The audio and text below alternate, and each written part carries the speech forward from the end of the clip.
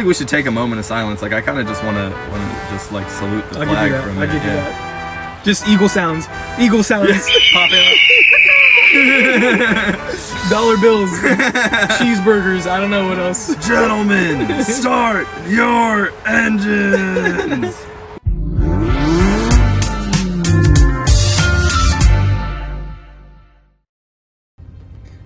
Hey everyone, welcome back to Gear Glazers. I'm Kyle, and this is Mike, aka Big Mike, and we're continuing our Super Sedan series, and today we're covering the Dodge Charger Hellcat. Mike, talk to me. I want to go fast. Dude, so let's just first say that we tried to record this episode like twice already. It's true. And like we can't get this thing done. No, there's something going wrong with the camera. Like, yeah, this is a cursed episode for sure. So like what we say just keeps changing and like there's just new opinions. So I'm excited. I'm excited for this episode. Yeah, at this point I forgot about everything I said the last time we recorded. So this is a fresh take, honestly. Yeah, it really is a fresh take. So why this car? Well, we're driving the Hellcat because this is about as super as a sedan gets. Really? Like, so we keep saying in all the episodes, like, and it's a little bit of like a gag, like throw the kids in it and go. Yeah. But like seriously, you've got four doors, you've got a bench in the back. You really can go, this car does 204 miles an hour. That's not like a joke. It really can go 200 miles an hour. And the thing that's really cool about this car is it was doing that a decade ago in 2015. Like, this car is a super sedan for sure. I guess, like, it passes the test to be a super sedan, but it feels so weird to have it, like, in the conversation next to, like, the AMG GT and next to, like, the Porsche Taycan. Yeah. Because it's, like, you know, it's so much less sophisticated than those cars. It's sitting at a dinner table with you know, high-class German saloons, and it's, you know, holding its fork and its knife and its fists like this. Yeah. So there's this, I don't know if you guys have seen it. There's this interview with Hennessy, like the CEO of Hennessy, sitting next to, I think it's the Koenigsegg guy. It's the CEO of like Rimac Bugatti now that they had the merger. And then one other like British racing guy. Yeah. And it feels so weird, and that's exactly what this is. You're like, you kind of don't belong here. But like, dude, American V8s have just been putting more power to the ground and making themselves belong in these conversations for a long time. That's what this car's all about. It's true. It's true. And I feel like it's a really interesting car to look at in the super sedan category, because as we'll get into, like, American V8s and American super sedans have a way different history than German ones. Oh, no doubt. Yeah. Yeah, I think that, so this Charger comes from competition with the Mustang. But they all do. The original Charger that they first launched also came from competition with the Mustang. And like we say this over and over and over again, but like competition makes the best cars. Yeah. The Mustang was what, 1965? I'm not sure of the original year of that. Yeah. I think I'm gonna say the Mustang was released in 1965, the Gen 1 Mustang, and I think the Gen 1 Charger was actually also released in 1965. That'd be crazy if so. Yeah. Well, yeah, the original Dodge Charger had 400 horsepower, which is absolutely nuts. And like, when I say the original Dodge Charger, everyone pictures the same car. Like, that thing is to this day one of the most menacing cars you can drive, and like, it's been menacing from the very beginning. It's part of what makes this car so special. Yeah, you're talking about the which year, like the 1969 one, like the one that really got popularity in the Dukes of Hazzard? Yes. So like, you can't even talk Dodge Charger without talking about the General Lee. Like, the General Lee, I really feel like put this thing on the map in a big way. Yeah, that's like the most noteworthy Charger, honestly. Like, I think so. I don't think this thing's had a bigger media appearance than Dukes of Hazzard. No, I don't think so. Yeah. Oh, well, they did do the Fast and Furious, so like, that's Dom's car, right? Oh, okay. I Pretty guess. sure he's in a Charger. Is that not a Camaro? I have no idea. Let's look that. Yeah. That's got to be a quick Google. I think that might be. I think it's a Charger. If that's a Camaro, that's crazy. Pull that up real quick. Got it. Yeah. Oh, you're right. It is a Dodge Charger RT. Charger. Okay. Yeah, that's pretty notable. Yeah, that's pretty noticeable, notable. Yeah, the Dukes of Hazzard is definitely like what you think of when you think of the OG Charger. For sure. That's a fun combo of cars to talk about. This car's like media cultural kind of significance. It's like Vin Diesel, like in one of the most memeable movies of all time. Yeah. And then it's like Dukes of Hazzard, which has a whole other like history of like, you know, cultural significance tied to, you know, I would say kind of like good old boy America. Yeah. Yeah. Definitely. But I know that like you've looked into this piece a little bit more, like the history of the car. I kind of spent time looking into the newer version. Like, yeah, tell me about that. Dude, so there's like, let me see if I can still remember it, because we've gone a little bit since I was able to do this research, but I went on a deep dive into some corners of the internet where I ended up at an interview with this dude named Jerry Rushing. This interview had like 700 views on YouTube. It was done by like a family member. It was, terribly recorded, but this was the last, description of the guy's life who was originally a bootlegger. And the Dukes of Hazzard is loosely based off of his life. Yeah, that's crazy. So there's this dude, right? Like, he grew up in Kentucky.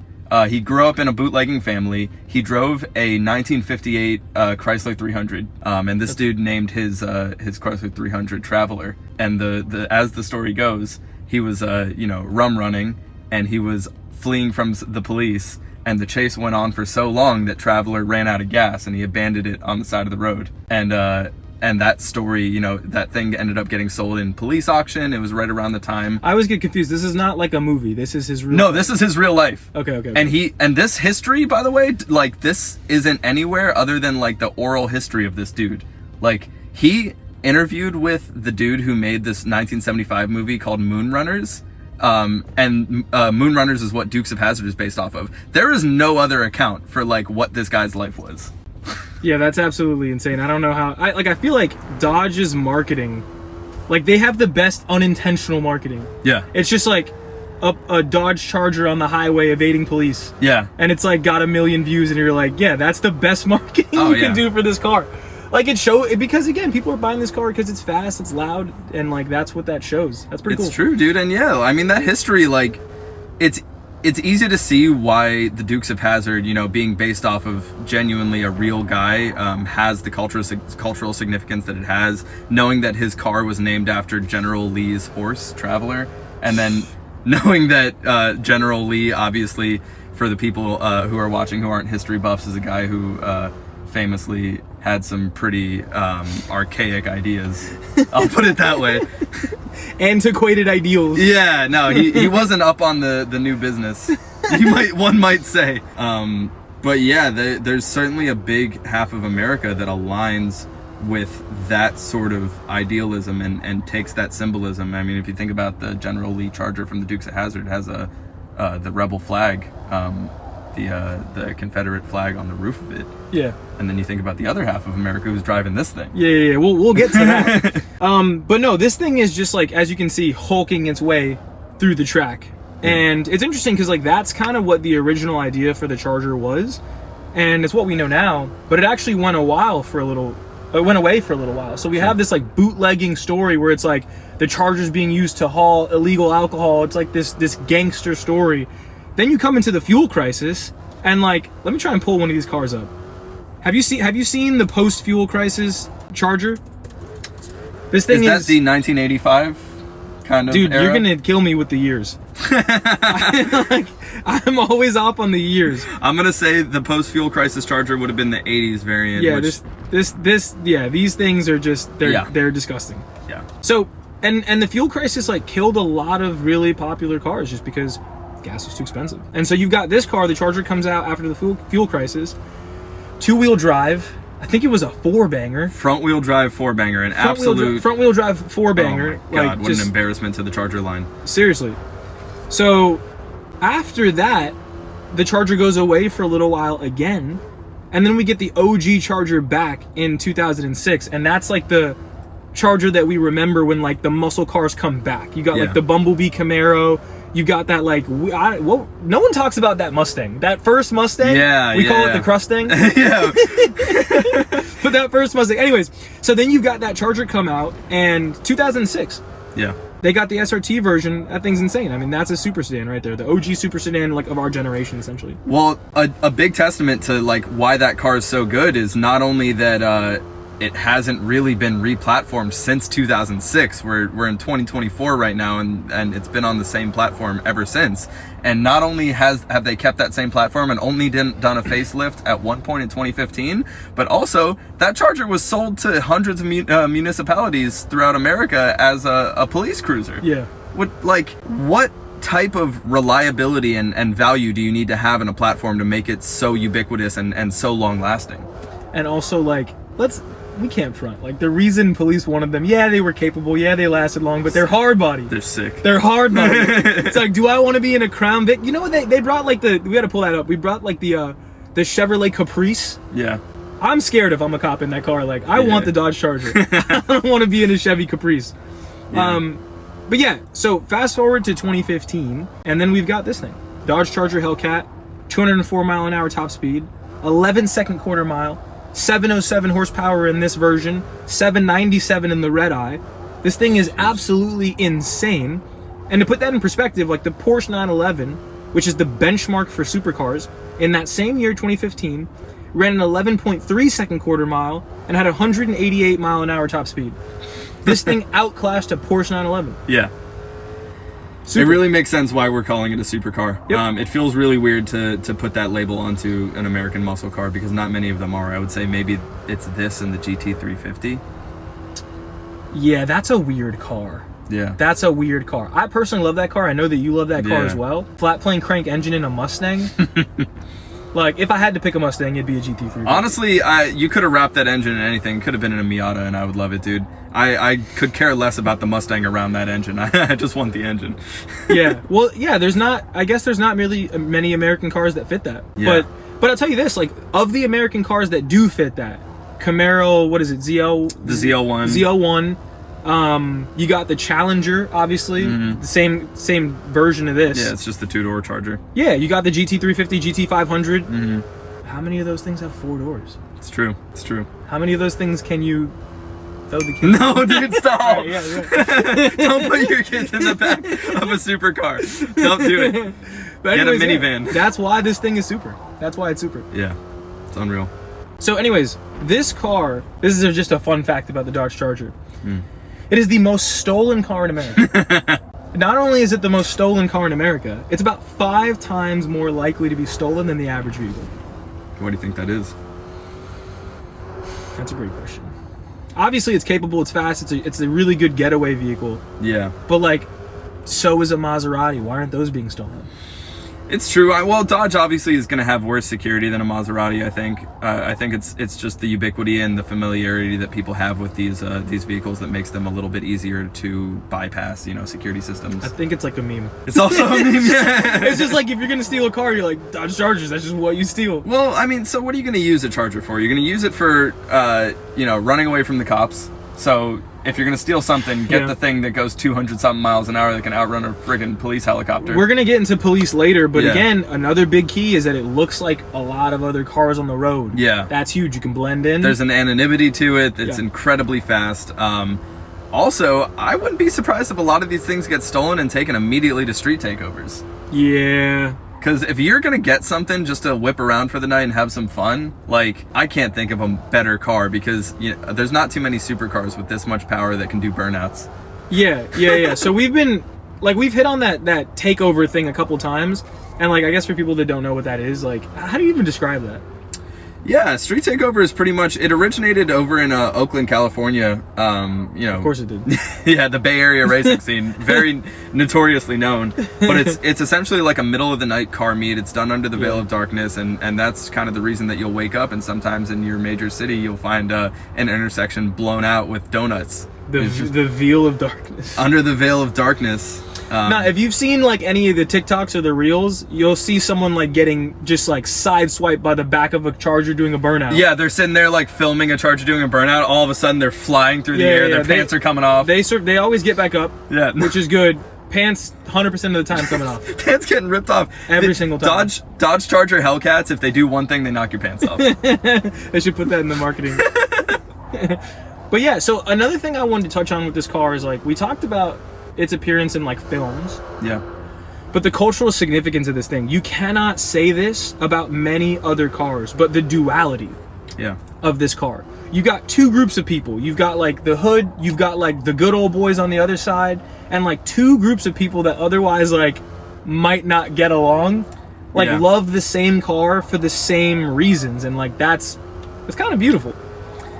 It's true. It takes a special kind of thing to bring out that thing in American society that we all know very well, especially growing up in major cities. But it's that idea that people who are on opposite sides of the spectrum, as they might see politically, culturally, are more often than not a lot more similar than they might think. Who would have thought it would take a Dodge Charger to bring us together? I mean, if anything could do it, it would be 797 horsepower and 680 torque. But of all-American Hemi V8. They love it for the same reasons. It's hard body, it commands respect, it has a rebellious spirit, it's loud, does burnouts, has way too much power. Dude, the irony of that. The fact that people associate this car, and specifically the one from Dukes of Hazzard, with the rebellion of running from the police under the cover of darkness in the bootlegging time when car culture was born, interestingly enough. Did you know that? No. Dude, car culture came from bootlegging. I heard that car modding did, but I guess that makes sense that like car culture as we know it is essentially modding your car. Yo, these guys, you know, their goal was always to buy an American V8. They bought American. Imports we didn't even start importing Japanese cars until many, many years later after Prohibition. But during Prohibition, you had these big area American V8s. You're going to buy the fastest car you want, or you can get your hands on because you want to get away from the police. But then if the police have that same American V8, you got to do something. So that's when you start seeing forced induction. That's when you start seeing weight reduction. It's awesome. And these bootlegging cars, dude, like, they need space. They need to be able to handle well. You start seeing the early signs of like anti-police modding, like blacking out. No. I know there's a cool story about the blackout Charger. Definitely. We'll get to. Also, if you see on the screen right now, like where the hand position is on the sim is exactly where my hands are on the wheel when I'm actually racing. And like I am struggling to keep this thing on the road, like struggling. And that's what I'm saying. Like you're hulking this thing around the track, and like it feels so heavy. It doesn't feel dainty. It doesn't feel calculated at all. But you make up for it in the straights. No, this thing is not meant to be a precision piece of machinery. Look at this. Look at this. It's just absolutely crazy. Hey, but you're keeping it on the road, though. Kudos to you. I'm trying. But yeah, man, like it's that rebellious sort of view that people have about that bootlegging heritage that led to car modifying, that led to car culture that ultimately turned into stock car racing. If you know the original story of, you know, the people who had that love and that association with their car, like Jerry Rushing, who named his car. He really cared about that thing, and a lot of these people did, and they no longer had a reason to modify them after Prohibition ended, but they continued doing it anyway because of the cultural aspect and because of the fun, and they ended up forming a National Stock Car Racing Association. NASCAR. So there's a fun, cool, rebellious, all-American history there, and it's looked at so lovingly by some people. But then on the flip side, if we get into some of the cool stories of great car chase videos of Hellcats outrunning the police, people are like, oh, those guys are up to no good. No, see, put some respect on the Dodge Charger's name. Next time you see one of these things, remember how much history, how much car culture is actually behind this car. So we're in Miami, and so we talked about how cars exist on kind of two sides of the spectrum, but we're in Miami, so we see one side of that spectrum. We got to talk about the hood. Like this car is it's a street soldier. That's exactly what this car is. We talked about how it's faster than the cops. Touch on this real quick. ABS off, you already know what's coming. Touch on this real quick. The cops have the Charger with 370 horsepower and a top speed of 150 miles an hour. So when you get scared in traffic and you see that Charger behind you and you're like, is that you can't tell if it's a cop or not. Like that car is seriously underpowered compared to some of these. This thing's got, like we said, 707 and 797. It's just way more powerful. Sure. Yeah, it's that exact spirit, man. It's if the cops are driving one thing, you got to drive something faster. Literally. And so, you see there... we're putting the Hellcat to good use here. Yeah. This is the Hellcat natural habitat. I feel like we should take a moment of silence. Like, I kind of just want to just, like, salute the flag for a minute. I'll give you that. Just eagle sounds. Eagle sounds. Pop out. Dollar bills. Cheeseburgers. I don't know what else. Gentlemen, start your engines. Look at those glowing brakes. No, yeah. Well, yeah, when you're burning out, you're slamming the brake and the gas, and your rear brakes are pretty much being forced to brake traction. Which is not good for the car. No, not at all. But yeah, so there's actually a famous story, and I know I've touched on this before, about a Charger called the Blackout Charger. And this thing is on YouTube. You can watch it running away from the police like over and over and over, and like they can't catch it. And like it's codenamed the Blackout Charger because when they pull up behind it, it blacks out its taillights, turns the lights off, and it just has no problem. If you watch the tape, it's just like they're standing it, and then it takes off. It's gone. And like again, like that's what makes this car so infamous. It's so much horsepower. You talk about 0 to 60. Obviously, it's really fast off the line, but like where this car shines is when you're on the highway going 60, 80. That's when horsepower matters. Oh, yeah. When you're already going fast. No, the 100 to 200 is unbeatable on this. It's crazy, especially for something that's this affordable. It's unmatched. Dude, why do I love that? Like, why do I love that there's just an infamous Charger out here who just outruns police routinely? I don't know. Everyone loves a rebel. Yeah. I think that's what it comes down to. And we're on the way to the showroom right now. But this car is feared in certain parts of the city, and I think we gotta mention that. Like, me personally, if I'm walking in the wrong side of town at 2 a.m. and this blacked out Charger pulls up next to me, I'm acting correct. Yeah. Like, believe that. Nah, head on a swivel for sure. For sure. It's a scary car. It's been menacing since the beginning, and this thing is, look at this thing. It's a beast. No. Still menacing. Yeah, if they did one thing with styling right, they had aggression come through. And this isn't even the wide body version. I would say the wide body, and then the head eye, the wide body red eye variation is just a demon of a car. Yeah, no, I think it's a beast. Look at this engine, bro. Yeah, beastly. That is beautiful. It is beautiful. And it looks sturdy too. You know what I mean? It's not like delicate. Those look like parts that I could go find in a junkyard. No, I think it's bulletproof. But yeah, like as we're talking about the design of this car, like this thing is a hood status symbol. Dude. It really is. Like in some areas, you drive a really nice BMW, you drive a nice Porsche. In other areas, you drive this. Yeah. And this means you made it. And dude, the association with like crime and like rebellion is like not even something that only happened, you know, from the factory forward. There's the Hellcat jailbreak edition. Like they put it in the name. No, they leaned into it, dude. They put it in the name of the car. Yeah. It's irrefutable, like, what this car is for. You're so right. Okay, hold on. We got to talk about the interior of this car. I got nothing to say. They deserve to be put in jail for this. This is a travesty. How much is this car? 100 grand? Yeah, all specced out and everything. You're probably exiting 100 grand. This is messed up. This is disrespectful, is what it is. Dude, I mean, I trust Dodge that they put every single dollar towards, you know, making this thing go fast. It's honestly. How much is it? $100,000, 700 horsepower. Yeah. Like it's like $108 per horsepower, give or take. Why'd you have that number ready? Is that exactly? I just know that. You trying to just slide that in the conversation organically, like 108.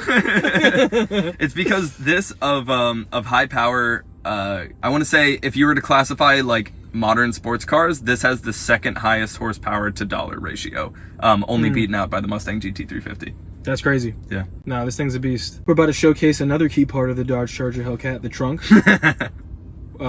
Popping the trunk. Yeah. Another key part of this vehicle. Plenty of space in there. Oh, yeah. For oblong objects. All right, that's enough. Anyway, should we switch topics? Only the real ones know that one. It's a reference. Don't arrest me. But no, like, yeah, the interior is terrible on this thing. It's absolutely terrible. And I wonder what it would be like if this, you know what though, if the interior was nicer, I would say the same thing I did about the AMG GT. I'd be like, why is this car, just give me the stripped down version. I'm just gonna hate no matter what. I'm just gonna hate 100%. On something. Dude, like, if this thing had like seats in it that you had to like pull the little bar at the front to like slide it forward, I would not be surprised. You know what I'm talking about? Like if it didn't have power multi-directional seats, we gotta find that out. I would not be surprised. I would not be surprised either. Okay, all right. I can't believe this came so fast. This car it's just so easy to talk about. Yeah. But we're here. The Glaze score. Time for the Glaze score. Let's do it. So, what do you got for performance? All right. I have an 8, and the note that I put next to it was gets whooped by C8s and Teslas. From a dig? From a dig. From a dig. I think it's beating those things on the highway though. Yeah, it can't put the power down, but once you get to a roll, this thing is taking pretty much everything. You have an 8? Yeah. Okay, I had an 8, and then I raced it, and then I erased that, and I put a 6. Why'd you put a 6? I'm literally fighting to keep this thing on the track. Like, don't get me wrong, horsepower goes a long way, but this thing cannot handle, like, at all. That's fair. And so I gave it a 6. I think that's fair, honestly. I don't take into consideration any sort of handling or suspension when it comes to this thing, because it's either in a straight line or it's braking traction. I don't need it to do anything else, really. Fair enough. Okay, so design. Design. I have a 6, and my note is that it's a Charger with bolt-ons. Okay, I gave it an 8, which is like kind of insane. I get it, but let me explain. I think that when we're talking about the design of a car, it's got to be what that car is trying to do. Like, this car is not trying to be a Ferrari. It doesn't have Italian designing. Yeah. It's trying to be menacing. It's trying to evoke the same like retro feelings that the old Charger did, and it does that in spades. I gave it an 8. I agree with you that it does a really good job of that, and it's something that it's purely going for a look, and it's not trying to please too many people, and it makes me want to give it a good score. But at this point, dude, like I mentioned that it only got a facelift in 2015. This platform came out in 2006. I think it's just dated, honestly. That's my biggest issue with it. Okay, that's fair. That's fair. Okay, value. What do you got? Value, I put 9, and I gave it a 9 because it's the second highest horsepower to dollar ratio, and that's all that matters here. Such a good answer. Okay, I gave it an 8, and I think again the interior really pisses me off with this car, because if you've been in them, it's terrible. But it's just, you get so much for the money. It's true. You really get so much for the money, and so I had to go 8. That's fair. Yeah. That's fair. Okay, perception. Perception. I have an 8, and that might not be very. That might not be like directly understandable, but the reason I'm giving it an 8 is because I think this car pulls off like what it needs to be pulling off, and I think perception doesn't always mean if I pick you up on a date in this car that you're gonna think that I spent a bunch of money on it. I think in this case, you don't buy a Hellcat for that reason. You buy a Hellcat because it's intimidating, it's aggressive, and like you said, if this thing pulls up on you at 3 a.m., it's, you know, your head's on a swivel. Yeah. So I think it accomplishes that incredibly well. So I give it an 8 for perception. We polled the audience, and so you know that has to have an impact on perception. So let me see if you'll change your score. Bear with me. All right. We pulled 14 vehicles, bunch of vehicles: Cadillac, Bronco, BMW 530i, C300, Supra. 14 of them. This is the last car on the list. We asked people, how expensive do you think this car is? And we compared it. We did a conjoined analysis. Yeah. This is the car that ranked lowest. I don't know how you can give that an 8. I gave it a 5, and that was me trying my best. But yeah, like, people just don't think this car is, they don't think it's worth much. Like, it doesn't have a lot of perceived value. I gotta stick to my guns here, because if you want to be intimidating and you want to drive a car that like puts the message out there that you are dangerous, give me a better car to buy. Okay, I get what you're saying. Yeah. In that lane, I don't think I can disagree with that. Okay, all right, well, 5 and 8 then. We'll take a average of that. Cool. Yeah, so with that said, guys, this is the Dodge Charger Hellcat. Super, super, super exciting episode to film. Happy we got it done. And yeah, until next time, guys.